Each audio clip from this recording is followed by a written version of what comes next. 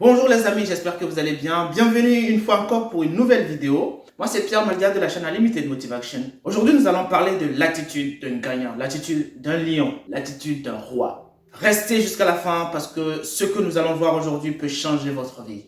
À la fin de cette vidéo, n'hésitez pas à me mettre en commentaire si vous voulez être un lion, un roi, un dirigeant, un gagnant ou un être ordinaire. C'est parti!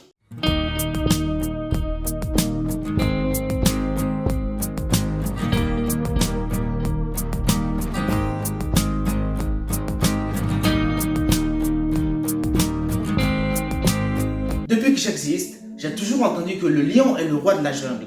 Et le lion est le roi de la jungle depuis des décennies. J'ai donc cherché à comprendre pourquoi c'est le lion le roi de la jungle et pas un éléphant. Donc un éléphant que j'admire tant par sa grandeur et par sa force. Et j'ai fini par trouver un secret.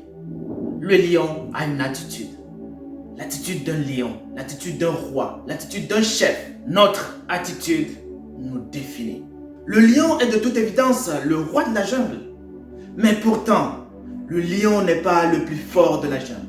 Le lion n'est pas le plus intelligent de la jungle. Le lion n'est pas le plus sage de la jungle. Le lion n'est pas le plus sociable de la jungle. Donc, pour être un lion, tu n'as pas besoin d'être le plus intelligent. Tu n'as pas besoin d'être le plus fort.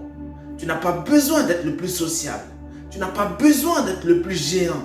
Tu as besoin d'adopter une attitude de gagnant, l'attitude d'un lion et agir. Notre attitude définit. Et quand on regarde de plus près, le lion n'est pas plus fort qu'un éléphant. Le lion n'est pas plus grand qu'une girafe. Le lion n'est pas plus intelligent qu'un chimpanzé. Et pourtant, il reste le roi de la jungle. Regardez Nelson Mandela. C'est une icône depuis sa génération.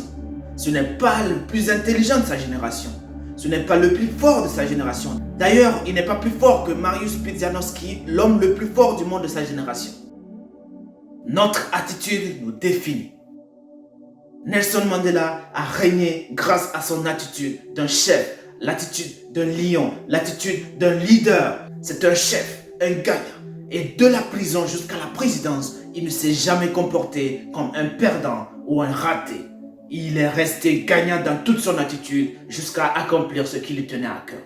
Donc tu dois être toi-même en toutes circonstances, garder confiance en ta valeur, forger un caractère de gagnant et imposer ta place.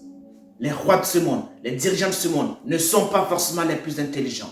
Ils se sont imposés une place grâce à leur attitude. Notre attitude nous définit. Maintenant, dites-moi en commentaire si vous voulez être un lion, un chef, un leader ou si vous voulez être un être ordinaire, un loser.